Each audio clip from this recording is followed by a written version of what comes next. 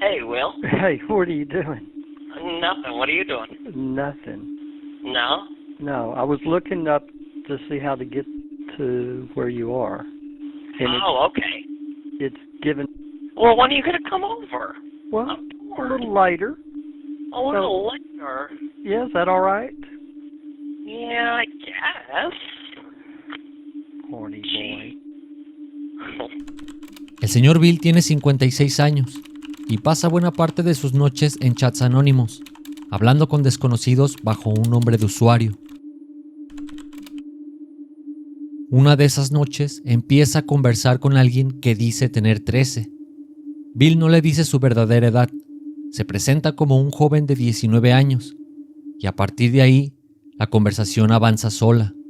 Coquetea, manda fotos explícitas. Con el paso de los días, el tono de los mensajes se vuelve poco a poco más explícito. Bill no sabe que ese chico con quien habla no tiene 13 años, y es el inicio de una cadena de eventos que expondrá a quien menos pensaban. Pervert Justice fue una organización civil de vigilantes cibernéticos fundada en el año 2002 en California por un hombre llamado Xavier Von Erck. Creó la organización tras una experiencia personal en la que descubrió lo fácil que era para los adultos acosar a menores en las salas de chat de la época, como American Online y Yahoo Chat. Crearon un sitio web y reunieron a un grupo de voluntarios adultos que se hacían pasar por menores de edad que actuaban como señuelos en internet. Chateaban con hombres que buscaban encuentros sexuales. Registraban las conversaciones para luego publicar las fotos, nombres y transcripciones en su página web para exponerlos públicamente. Para el año 2004, Chris Hansen era un consolidado reportero de investigación del programa de noticias Deadline NBC. Su firma estaba respaldada por la cobertura de tragedias como el atentado de Oklahoma City, la masacre de Columbine y el 11 de septiembre, además de varios premios Emmy que consolidaban su prestigio en el periodismo de investigación. Junto con el grupo cibernético Entre Pláticas y Conexiones, se decidió crear el programa To Catch a Predator. El concepto era atrapante. Un grupo de producción preparaba el escenario. Las llamadas casas trampa eran viviendas alquiladas y acondicionadas, ubicadas en zonas residenciales donde citarían al hombre que había quedado de verse con el supuesto menor. 14. She told you she's 13. How old are you? 30. 30. Dupay is. How old are you? You know, I'm 26 years old, sir. 26 years old. And I really twice felt the bad. age I of the know, girl you I thought you know. were going to come see. Like, I really. El equipo investigaba previamente con pruebas de chats y llamadas, teniendo todo preparado para el momento del encuentro. Al citarlos en una casa, Chris Hansen salía y empezaba con su icónica frase. The kitchen and grill him. Why don't you take a seat right over there? Los implicados grababan todo y veían cómo reaccionaban cuando se les mostraba las pruebas. El programa iba en ascenso y todo estaba perfecto con el rating. Eso hasta que la grabación arribó a Texas. Los hombres que el programa lograba capturar eran soldados de papel, a comparación del general de hierro que dejaría un precedente impactante en la historia de la televisión en vivo. La conversación con Bill se extiende casi 2 semanas. Cuando los voluntarios sienten que ya tienen suficiente, deciden pasar a la siguiente fase. Contratan a un actor para que hable con él por teléfono todavía como el supuesto adolescente, y ahí Bill termina de acordar un encuentro. La llamada queda grabada completa, con el hombre preguntando si va a estar todo bien, si el chico está seguro, y con la producción escuchando cada palabra del otro lado de la línea. Well, are you going to come over? Is it okay? Yeah, Are you sure? totally. 100%. The people that you're dog sitting for won't come back. Oh, no. Mm-mm. Not till tomorrow evening. You sure? Yep, 100% positive. 100%. And what do you want to do? Whatever you'd like to do. La casa trampa y las cámaras están listas. El equipo espera que sea una grabación más como las que ya habían hecho ese mes, pero inesperadamente, Bill no apareció. Pasa la hora acordada y la casa sigue vacía. La producción marca de nuevo y no hay respuesta. Después de semanas de conversación casi diaria, Bill desaparece de un día para otro. Para cualquier otro caso, esto habría sido el final del operativo. Es entonces cuando entra un detalle de la ley de Texas que cambia todo. No hace falta que el encuentro llegue a ocurrir para que exista un delito. Las conversaciones y las fotos ya están guardadas. A esto se suma la insistencia de Bill en verse con quien él cree es un chico de 13 años, lo que hace posible dar seguimiento.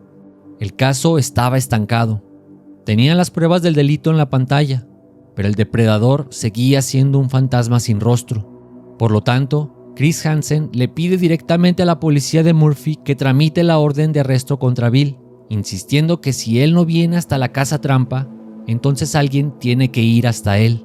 La policía empieza a temer que Bill, al no presentarse, esté borrando evidencia. Justice Perverted asegura que contenido de su página de MySpace empezó a desaparecer, y ese temor es lo que termina de convencerlos para actuar rápido. El operativo parece frenarse, pero nadie está dispuesto a dejarlo así. Si Bill no va a moverse de su casa, entonces tendrán que descubrir quién es exactamente el hombre que está al otro lado de la línea. El número que usó para aceptar el encuentro es lo único que necesitan. A partir de ahí, comienzan a seguir el rastro hasta descubrir a quién pertenece. Cuando por fin logran dar con su identidad, nadie lo puede creer. Louis William Conrad Jr. es el fiscal asistente en jefe de delitos graves del condado de Rockwall, y antes de eso, fue durante más de 20 años el fiscal de distrito electo del condado de Kaufman. Hablamos de años y años enviando a personas a prisión.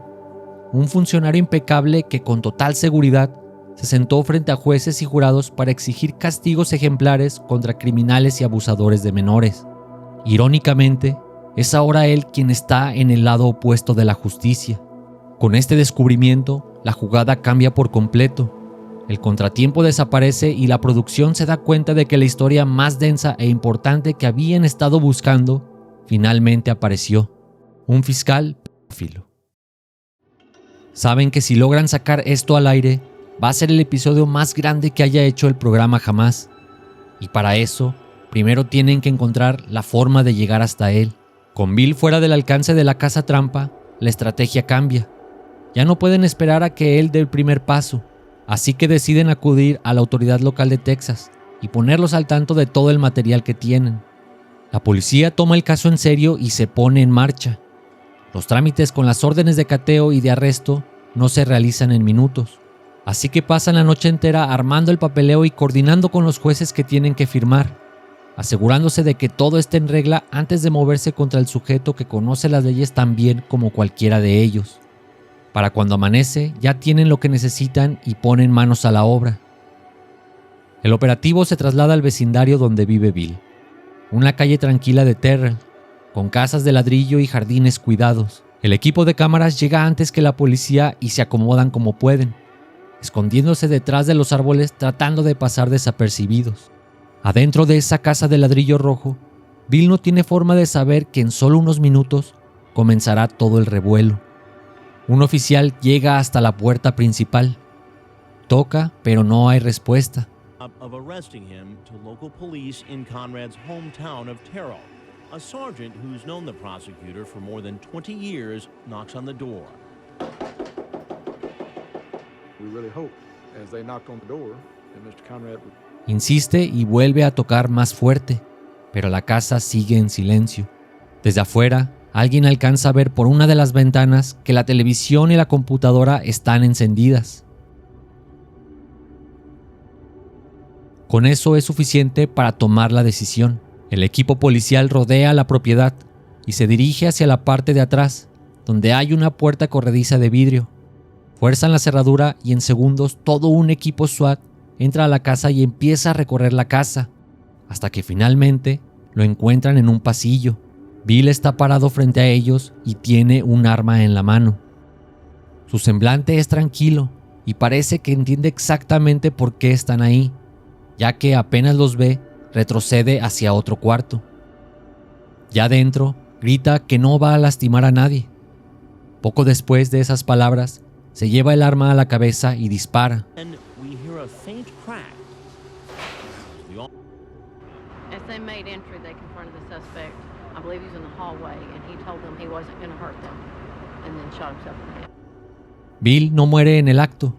Lo suben a un helicóptero rumbo a un hospital en Dallas a casi 50 kilómetros de ahí y muere horas después. La noticia rompe en cuestión de horas. Lo sucedido en la casa llega a los noticieros nacionales y de golpe todo el país está hablando de un fiscal que se quitó la vida frente a las cámaras de un programa de televisión. NBC, la cadena detrás de todo, empieza a recibir la peor clase de atención. La gente empieza a cuestionar hasta dónde llegaron por conseguir un buen episodio. Muchas personas no estaban de acuerdo con el programa porque sentían que eso atraía a más criminales, y todo se fue volviendo más caótico a medida que pasaba el tiempo. Pero aparece otro problema insólito. De los 24 hombres que la policía había arrestado en esa misma redada en Texas, entre ellos un maestro de escuela y un veterano de la Marina, ninguno termina preso. El fiscal del condado se niega a darle seguimiento a la mayoría, porque ni los sospechosos ni los señuelos estaban dentro de su jurisdicción durante las conversaciones. Y para completar el desastre, el grupo de Justice Perverted se niega a entregar la evidencia que hacía falta para sustentar el resto de los casos en un tribunal. Meses de operativos, semanas de grabación, y al final nadie paga, salvo Bill, que ya no está para enfrentar la justicia. Ante toda esta situación, sale Patricia, la hermana de Conrad. Argumenta que la policía entró a la casa de su hermano con una orden de arresto redactada a las prisas, solo para que las cámaras tuvieran su momento, y por lo tanto, nadie se detuvo a pensar en las consecuencias. My family and I have experienced a great deal of hurt and sadness over this situation. But I intend to fight as hard and as long as I can to prevent other people from becoming victims of such reckless actions as those taken by your employees, which were set in motion by a self-appointed group acting as judge, jury, and executioner. That was encouraged by an out-of-control reality show. I will never consider my brother's death a suicide. Presenta una demanda contra NBC por $105 millones. La cadena pelea, pero termina cediendo. Llegan a un acuerdo económico con Patricia por una cifra que nunca se hace pública. Aunque la batalla legal no fue lo único que dejó esta tragedia. El misterio también envolvió a la evidencia. Tras el suicidio, la policía confiscó las computadoras de Bill Conrad para investigar qué había en ellas.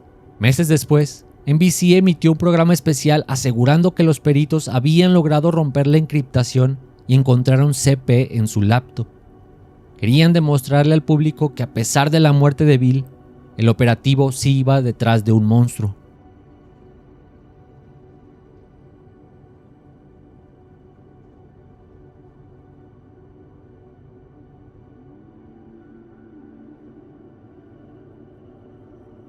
Al final, con el acuerdo económico y el caso cerrado con llave, las computadoras pasaron al archivo muerto de Texas, dejando una enorme contradicción sobre lo que la televisión le aseguró a su audiencia y lo que la policía realmente encontró en esa casa. El escándalo de Texas firmó el acta de defunción del programa televisivo. La fórmula perfecta de Dateline NBC empezó a desbaratarse, y detrás de cámaras el ambiente era complicado. El público solo veía un circo romano sediento de ratings que era capaz de empujar a un hombre al desvivimiento. El grupo cibernético no salía bien parado. Ya enfrentaba denuncias por acosar a quienes consideraba sospechosos, y en un juicio aparte, la evidencia clave que tenían contra otro acusado supuestamente se perdió, justo cuando un juez ordenó entregarla a la defensa. Pronto comenzó a correr el fuerte rumor de que los grandes anunciantes amenazaban con retirar sus millones si el programa seguía al aire. Ninguna marca quería que su logo apareciera junto a un cadáver. Acorralados por demandas millonarias y con un formato que ya todos los criminales de internet se sabían de memoria, a los ejecutivos no les quedó otra opción. El 28 de diciembre de 2007, NBC emitió el último episodio y poco después lo canceló para siempre. Casi 20 años después, Chris Hansen no dejó el oficio. Sigue armando operativos parecidos con distintas policías locales. Y en 2020 lanzó un podcast propio, contando casos de aquella época. Más adelante llegó Takedown with Chris Hansen, otro programa con la misma fórmula del antiguo. El intento por retomar el formato ganador que se hizo popular fue siendo opacado por la llegada de las redes y el poco respaldo monetario para repuntar nuevamente. Al final, el cazador de depredadores más famoso de la televisión, había sido devorado por su propio monstruo.